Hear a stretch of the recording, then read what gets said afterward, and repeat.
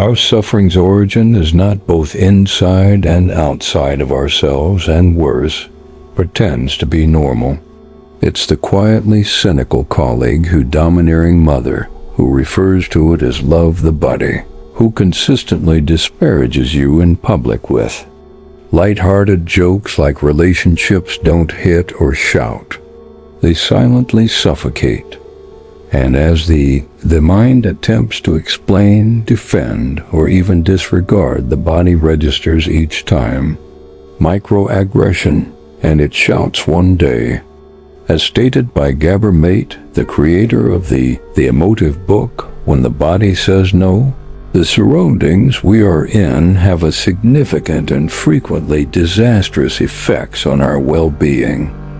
Direct stress isn't the only factor, but concerning recurring and imperceptible patterns of manipulating and validation and animosity that eventually turns into actual diseases. The body doesn't distinguish between a physical assault and an ongoing environment of emotional oppression. It responds with long-term unaccounted for weariness and pain-decreased anxiety, autoimmune disorders, or this film serves as a warning about depression, a truth that many people find uncomfortable, surrounded with harmful influences that undermine their mental and physical well-being health. Without their knowledge, they come to understand what normal is, compromising their mental stability. Frequently, there isn't just one bad guy, but a whole system of relationships in action in social circles and inside the family. The constant affirmation that their emotions are inflated, that they're suffering, is insignificant, that Gabor's bounds are self-serving Mate displays scientific and clinical proof that suppressing emotions does not appear on its own. It's a modification and the surrounding environment. Particularly when emotional neglect is evident, unfair demands and a dearth of assistance makes this denial necessary for survival. Mechanism, however, that aids in survival in the short term leads to long-term destruction. Presented in this video are the 7 most typical actions that closed people display when they are intentionally or unintentionally adding to your stagnation, your sickness, and your separation from oneself. You might not initially notice these habits. Look at your body, but if you had been sensing that something is incorrect, even when everything appears to be, if good, it could be appropriate to make a larger payment. Pay attention to the people around you, because the body tries before saying no. Take caution. It's still unclear if you are prepared to hear attacks don't necessarily take the form of yells or outright taunts. Frequently it puts on the word mask when someone continuously downplays your feelings with expressions such as "You're exaggerating, it's nothing," or "People are going through far worse." What's going on is emotional invalidation, not concern. This conduct is typical in households, friendships, and even work relationships. Relationships produce a confining psychological setting in which vulnerability expression becomes risky. According to Gabor Mate, when our emotions are constantly disregarded, the unspoken message is to learn to bury them. It is improper to display obvious feelings.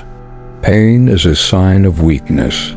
Thus, the person starts to separate themselves from themselves, suppressing lawful sentiments to blend in with the surroundings, but feelings don't go away, become embedded in the body over time. Persistent suppression can appear as recurrent migraines and stomach issues, autoimmune disorders, or hypertension. The body incapable of continuing to act as though everything is good and starts to respond. Physically, this invalidation also reduces one's sense of self-worth When your feelings are being undervalued, you begin to question how you view the world. A persistent sense of inadequacy develops as though your feelings are always incorrect. How you feel, this disparity in emotions departs the person at risk for even more harmful connections, where they develop into growing reliance on outside validation, which never materializes. Additionally, the most pernicious aspect of many these actions are sustained by intimate, those who think they are assisting an individual who discredits their child's tears to fortify them, a companion who disregards the misery of their buddy because she is constantly sensitive. Although the aim may not be malevolent, the environment is being devastated, turns into a location where emotional honesty has nowhere for the mind to learn. That quiet is ideal, yet it comes at a price, and that price rises even more when the environment requires that you are constantly available on an emotional level, never for yourself, but for others. And this is precisely what we shall discuss in the following section. If this content is clicking the subscribe button makes sense to you, and please subscribe to the channel. For your assistance in a lot of relationships, a silent but incredibly damaging trend, the ongoing need for emotional assistance. Without reciprocity, you turn into safe haven for everyone. Yet, when you need shelter, you'll find those behind closed doors who are surrounded by relatives, co-workers, or friends with a constant drama and an existential crisis or a pressing issue, but they vanish as soon as you attempt to communicate your personal suffering, are being emotionally depleted. This kind of connection transforms you into a container for emotions. It's obvious that you listen to support console fix, but nobody inquires as to how you are, and this eventually becomes the standard. You begin to feel bad for having needs, and even feel embarrassed to ask for assistance. After all, it appears like everyone around you to think that you are powerful and accessible, always prepared, and this was imposed again. Expectation turns, become a prison companion. Cautions that this kind of biased interaction not only depletes the mental state, but compromises the integrity of body. The ongoing rejection of one's personal, emotional needs results in a condition of ongoing stress, in which the neurological system never gets any sleep. The physiological, the response is inexplicably devastating. Weariness, sleeplessness, and a sensation of poor immunity, of constantly being on the verge of anything, even though there isn't anything tangible occurring when the body is neglected. And when attention starts to falter, this emotional, ironically, fatigue does not arrive not just from excess, but also from a deficiency in sustenance when nobody is interested. How you see your life to be. You are useful to everyone, but you are not fed by anybody, which is reflected in a persistent sense of nothingness, loneliness, and alienation, all around by individuals. And the most hazardous aspect, this trend is frequently supported by commendation. You are said to as resilient and powerful. Amazing. However, beneath these labels is a secret demand. Continue to endure everything without complaint. Continue to be unflappable. Continue to silence. However, there is a boundary, and when that limit is reached, many people try to declare their emotional independence, although they have to face something in order to do this. Deeper still, the covert authority of care, and this comes up frequently. We'll talk about invisible control next. Not all forms of control involve yelling. or direct directions. Occasionally, it appears in kind gestures that involve advice or inconspicuous remarks that, at the back of your mind, one objective to influence your decisions so that you keep helping people, interests of others. This is sentimental manipulation, passed off as love, one of the most harmful kind of relationships toxicity, since it is difficult to detect and more difficult to face. Imagine when a parent sees their child departing from a conventional route, declares, "I simply wish you the best, but you are discarding your life." Or a companion who, after discovering that you are thinking about changing careers, says with a smiling, "You're very brave. I wouldn't have the guts to sacrifice everything, such a thing, particularly with so many individuals unemployed." These are expressions that are full of hidden ruling, intended to raise questions, insecurity, and, most importantly, obedience. Mate explains how domineering settings, even when subtly deactivating an individual's independence and enforce an ever-present emotional awareness. You begin to self-censor before deciding in advance of others' responses. You doubt your own intuition. You want approval to continue living your own existence. This ongoing attention to detail causes the body to experience physiological stress, recognizes that there is always a chance that rejection, criticism, or disguising penalty. With time, this kind of setting produces obvious signs of anxiousness when making choices, a feeling of immobility in the continuous face of significant decisions, remorse when putting one's own needs first, becomes a prisoner of the terror of disappointing the body and other people, reacts with persistent muscular ache, digestion issues, tension, nausea, and a weariness that persists despite rest, because the body is not the source of fatigue. The soul, the true self, is what is confined. The most problematic aspect is that these manipulation frequently originates from close individuals who say they care. And this creates even more challenging is liberation, as you fear of being perceived as rebellious and ungrateful, or self-centered for only wishing to survive based on your personal principles. But as long as you keep submitting to its authority, you'll be leading an existence that isn't yours. Additionally, whatever action you attempt to take toward your truth is going to be undermined, not just by what other people say, but also by the unseen climate of mistrust and disdain. And this is exactly what stealthy, persistent, and corrosive sabotage that we shall examine in the following section. An example of psychological violence that goes unnamed but subtly undermines trust in oneself. The emotional undermining of your accomplishments. Direct attacks are not one way it shows up, or candid critique, but in responses that deplete your happiness and erode your drive, and sow doubt where it ought to be celebration.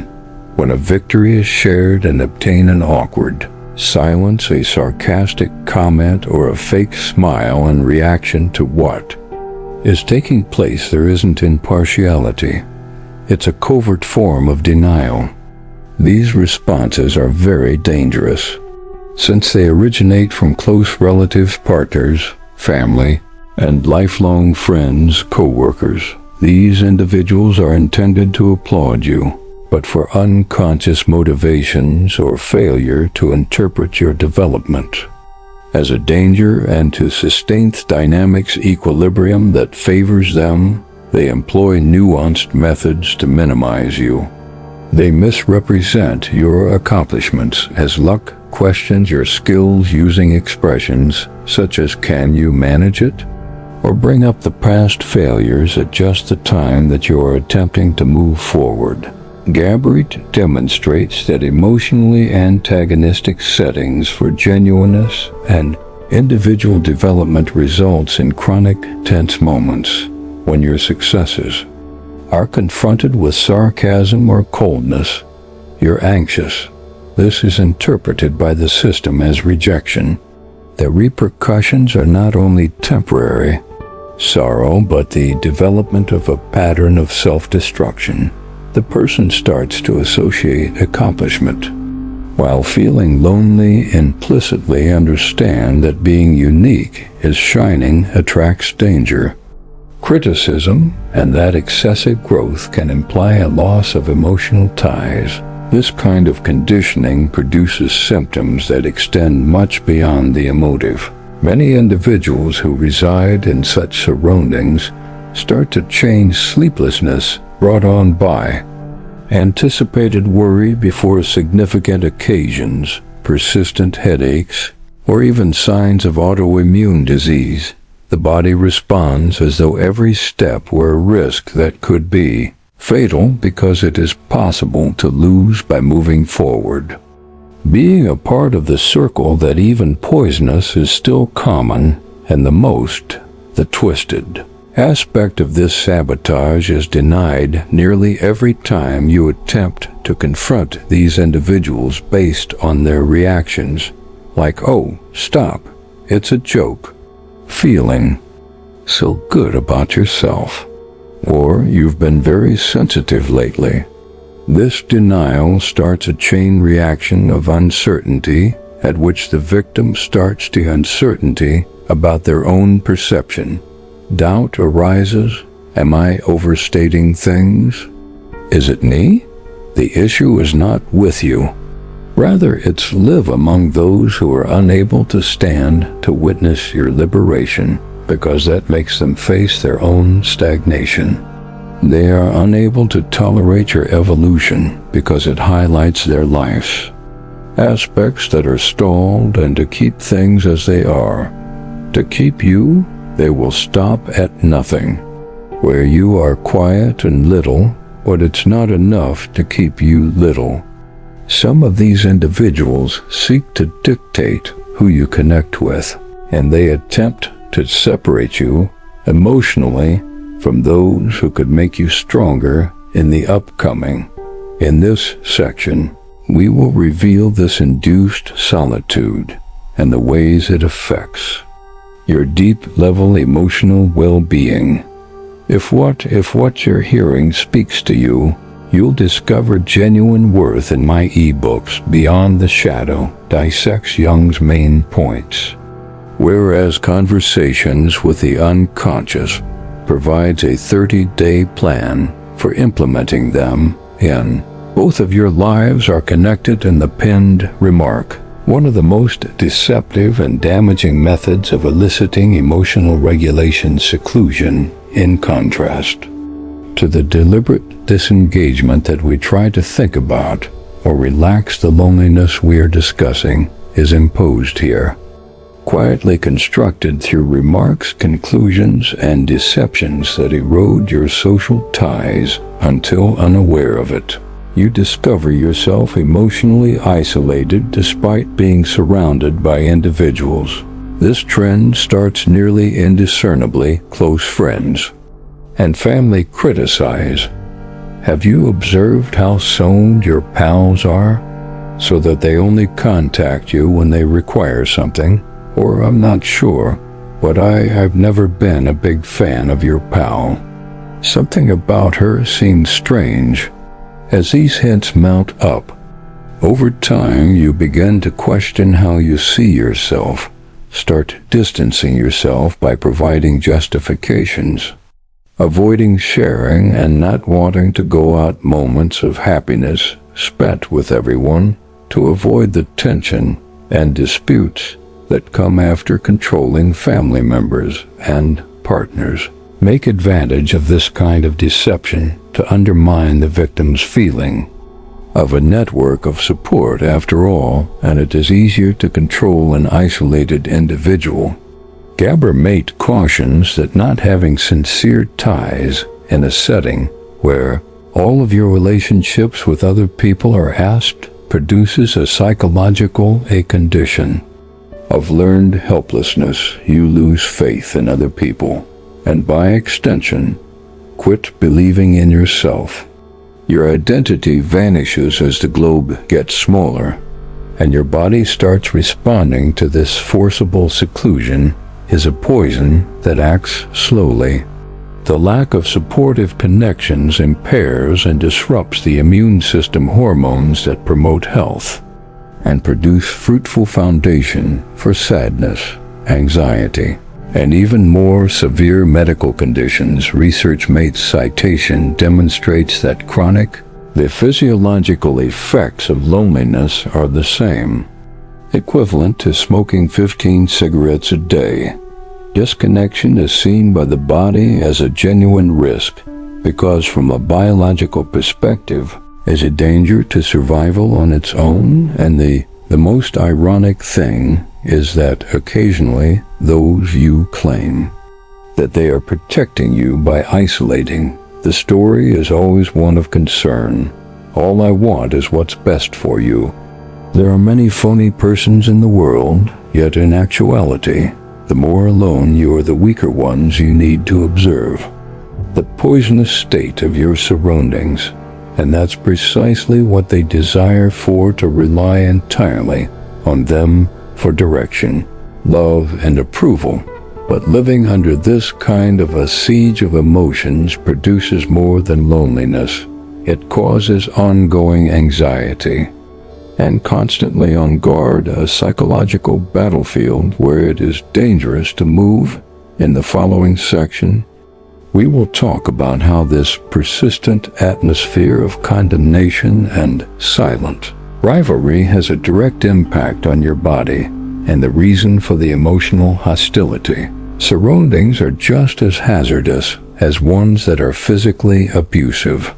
There are places where residing is equivalent to protecting oneself are not present to live freely, but rather to endure in an evaluation-focused minefield, suffocating expectations and comparisons.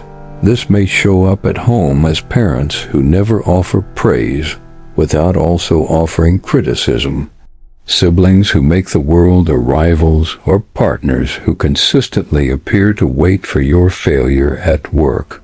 The coworker who takes on every responsibility into an underground contest. The boss who examines each detail to identify any shortcomings. Or the setting in which the appearance of productivity is more important than Mate's explanation of well-being. Such settings not only jeopardize, they actually program for emotional well-being. The body to remain in a continuous state of danger. The nervous system encountered the potential for humiliation or condemnation, makes the stress axis active as though in the face of a predator, but in this instance the predator does. It is there, and does not originate from outside.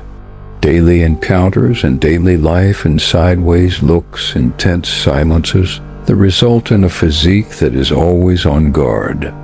Impossible to unwind and take big breaths to locate internal rest, and this ongoing anger obliterates the feeling of emotional stability. You begin to prepare your speech for criticism. To prevent conflict, go over each steps to reduce hazards. But this constant work has a very high cost.